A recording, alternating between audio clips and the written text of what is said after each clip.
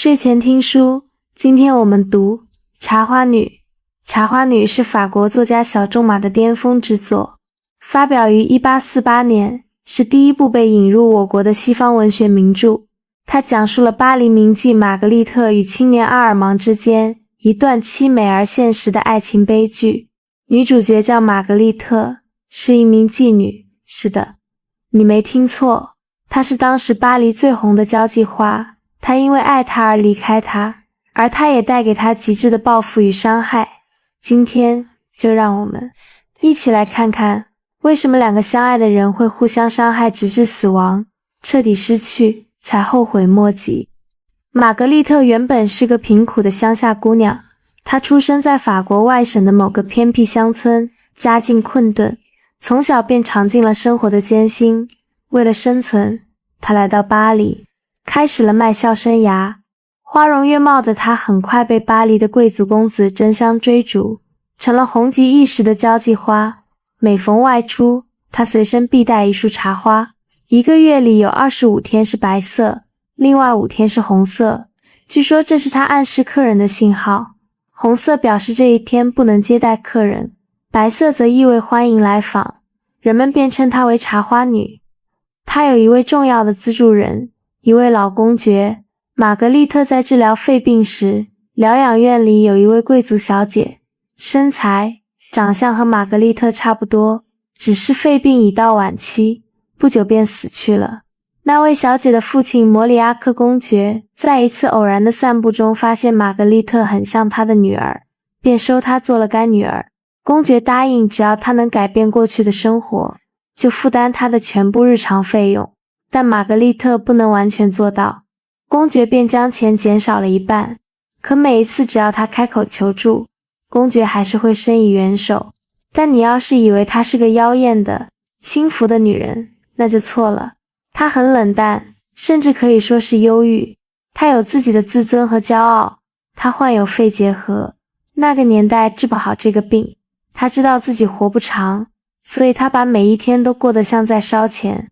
她收下公爵的資助，住着體面的房子，坐最好的馬車。她冬天裹着一條開絲米大披肩，夏天穿着十分淡雅的長裙。她坐着由2匹栗色駿馬駕着的藍色4輪轎式小馬車，每天一準到香榭麗舍大街。她身上有一種不同於她那一類人的氣質，而她那風致韻絕的姿色更襯托出了這種氣質的與眾不同。瑪格麗特卻不落窠臼。她總是獨個兒坐車到香榭麗舍大街去，盡量不招人注意。在這條她喜歡散步的大道上，儘管有很多熟人，她偶爾也對他們微微一笑，但這是一種只有公爵夫人才有的微笑，而且也唯有他們自己才能覺察。但她對誰都不冷不熱，不是她虛榮，是她必須把自己裹在這些值錢的東西裡面，才能不讓人看到她心裡那個害怕到發抖的小姑娘。她早就學會了一件事，不要相信任何男人，因為每一個對她笑的男人，最後都會問她要東西。小仲馬在書中寫道，這些不幸的人出門的時候，身邊總是有個什麼人陪着的，因為沒有一個男人願意把他們和這種女人的曖昧關係公開化，而他們又不堪寂寞，因此總是隨身帶着女伴。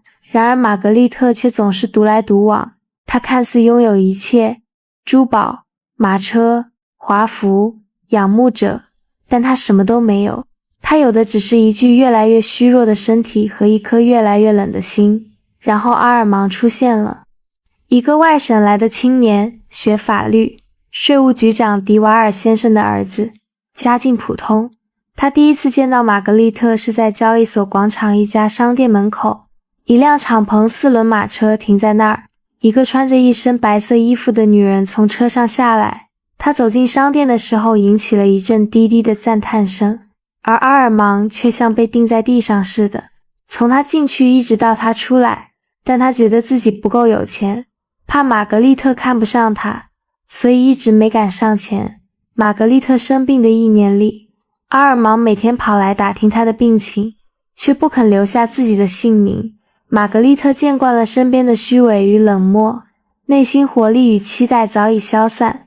但阿爾芒不一樣，它讓他感受到了一絲久違的溫暖。後來，他通過瑪格麗特的鄰居普律當斯·迪維爾諾瓦被正式引薦。那天晚上，瑪格麗特和朋友們宵夜之後又跳舞，她的病突然發作，咳得整個人弓着腰，滿屋子的人都在喝酒說笑，沒有一個人看她。阿爾芒非常關切地勸她不要這樣殘害自己，同時向她表白了自己的愛情。他告訴瑪格麗特，她是一個急躁而憂愁的女人，也是一個快活的比悲哀更痛苦的女人，還是一個一年要花10萬法郎的女人。由於阿爾芒對愛的執着，終於打動了瑪格麗特。阿爾芒還將半年前衣服上掉落的一顆紐扣還給她，那是他第一次見到她時掉落的，他一直留着。瑪格麗特原已淡薄的心靈再次動了真情。他送給阿爾芒一朵茶花，以心相許。就這一句話，一顆紐扣，一朵茶花，他心裡那扇鎖了10幾年的門裂了一條縫。從那天開始，阿爾芒天天往他家跑，給他帶茶花，陪他去劇院，在他咳嗽的時候給他倒水。他不說肉麻的話，因為他嘴笨。他也沒錢送貴重的東西，因為他窮。他唯一能做的就是坐在他旁邊，認認真真的聽他說話。瑪格麗特慢慢跟他說了自己的老家，說了自己當年是怎麼被騙來巴黎的。他說這些的時候語氣很淡，像在說別人的事，但阿爾芒聽得很認真。瑪格麗特對他說，我們的愛情不是普通的愛情，我親愛的阿爾芒，你就像我從來沒有失身於別人似的愛我，但是我非常害怕你不久就會對你的愛情感到後悔，把我的過去當作罪惡。阿爾芒回答道，瑪格麗特，我跟你講一件事，這件事別人或許也經常對您說，您因為聽慣了，不會把它當回事，但這是我的心裡話，我以後也永不會再跟您講第二遍了。瑪格麗特告訴他，我們這些有命無運的女人，我們產生的慾望很怪異，產生的愛情也不可思議，我們以身相許，時而為了這樣東西，時而為了另一樣東西，有的人為我們傾家蕩產，他們在一起了，但在一起的方式很憋屈。阿爾芒沒有錢，瑪格麗特不能一下子離開公爵，因為他欠着債，他住的房子、穿的衣服、出門的馬車，全是靠公爵和那些男人養着的。所以他跟阿爾芒約定，白天他陪他，晚上他還要出去應酬。阿爾芒咬着牙同意了，但他心裡每天都在發酵嫉妒和猜疑。他看着瑪格麗特上別人的馬車，那種感覺像有人掐他的喉嚨。他恨自己沒有錢，恨自己只能做那個躲在暗處的情夫。夏天的時候，瑪格麗特想去鄉下住一陣。他對阿爾芒說，我們一起去布吉瓦爾，到阿爾努寡婦的曙光飯店去吧。1個半小時以後，他們到了阿爾努寡婦的飯店。那飯店有一個花園，有一般2層樓那麼高，在那裡遠眺，風景非常優美。左邊是一望無際的馬爾利飲水渠，右邊是連綿不斷的小山崗，在加皮榮平原和克羅瓦西島之間，有一條銀白色的小河，它在這一帶幾乎是停滯的，像一條寬大的白色波紋緞帶似的向兩面伸展開去。兩岸高大的楊樹在隨風搖曳，柳樹在喃喃細語，遠處矗立着一片紅瓦白牆的小房子，極目遠眺，是雲霧籠罩下的巴黎。阿爾努夫人建議他們去泛舟遊河，瑪格麗特高興地接受了。阿爾芒後來說，人們總是把鄉村和愛情聯繫起來，這是很有道理的。沒有比這明亮的田野或者寂靜的樹林裡的藍天、芳草、鮮花和微風更能和您心愛的女人相配了。妓女的形象在這裡漸漸消失了，我身旁是一個叫做瑪格麗特的年輕美貌的女人，我愛她，她也愛我。過去的一切已經沒有痕跡，未來是一片光明。太陽就像照耀着一個最純潔的未婚妻那樣照耀着我的情婦。瑪格麗特穿一件白色的長裙，斜依在我的胳膊上。晚上，在繁星點點的蒼穹下，她向我反覆絮叨着前一天對我說的話。遠處，城市仍在繼續她喧鬧的生活。我們的青春和愛情的歡樂景象絲毫不受它的沾染。我們的遊船停在一個孤島上，我們躺在小島的草地上，割斷了過去的一切人間關係。公爵知道他同阿爾芒的關係後，斷絕了瑪格麗特的經濟來源，但瑪格麗特不在乎。他背着阿爾芒，典當了自己的金銀首飾和車馬來支付生活費用，賬是一定得還的。為了不向阿爾芒要錢，他賣掉了馬匹和開司米披肩，當掉了首飾。普律當斯後來把這些票據拿給阿爾芒看，對他說：“你以為只要相親相愛就夠了嗎？你以為只要一起到鄉下去過那種夢一般的田園生活就行了嗎？不行的，我的朋友，不行的。除了這種理想生活，還有物質生活。最純潔的決心都會有一些庸俗可笑，但又是鐵鑄成的鏈鎖把它拴在這個地上。”瑪格麗特對阿爾芒說：“這些馬我還有什麼用？把它們賣了還可以省些開銷。我唯一的要求就是你始終不渝的愛情。即使我沒有馬，沒有披肩，沒有鑽石，你也一定會同樣愛我的。”阿爾芒聽了這話，眼淚都快流出來了。他對他說：“你以為我會把你的愛情和車子、首飾相比嗎？你以為我會把虛榮當作幸福嗎？一個人心中沒有愛情的時候可以滿足於虛榮，但一旦有了愛情，虛榮就變得庸俗不堪了。”剛在布吉瓦爾住下的時候，瑪格麗特還不能完全丟掉舊習慣，他家裡天天像過節一樣，所有的女朋友都來看他，但漸漸的，他開始認真盤算以後的事，怎麼還清債務，怎麼徹底離開巴黎。他以為這個夢可以做很久，然後夢碎了。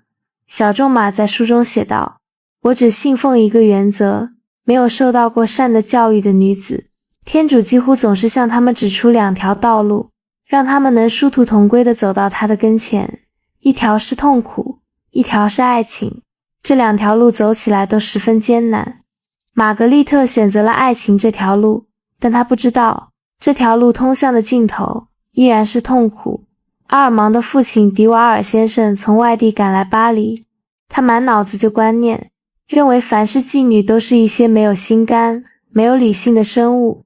他先寫了一封措辭極其嚴肅的信給瑪格麗特，要求她借故把阿爾芒遣開，以便接待他。瑪格麗特照辦了。阿爾芒走了1個小時以後，迪瓦爾先生來了。他嚴峻的臉色給了瑪格麗特很深的印象。談話開始的時候，他盛氣凌人，傲慢無禮，甚至還帶着威脅的口吻。瑪格麗特只得讓他明白，這是在他的家裡，只是由於他對阿爾芒懷有真摯的愛情，他才把自己的生平講給他聽。迪瓦爾先生稍許平靜了一些，但他告訴瑪格麗特，他不能再容忍他的兒子為他弄得傾家蕩產。他說瑪格麗特長得漂亮，這是事實，但是不論她怎麼漂亮，也不應該憑借她的姿色去揮霍無度，去犧牲一個年輕人的前途。對這番話，瑪格麗特只有拿出證據來說明。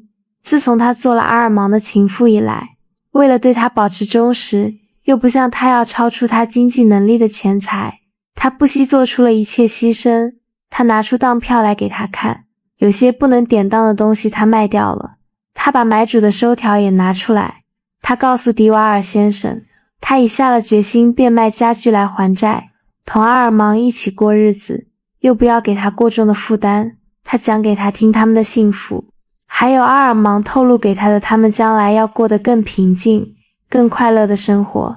迪瓦爾先生終於向事實屈服了。他向瑪格麗特伸出手來，要她原諒他開始見面時的態度。然後他對她說：“那麼，夫人，我就不再用指責和威脅，而是用懇求，力圖使您再做出犧牲。這種犧牲比您已經為我的兒子做出的犧牲還要大。”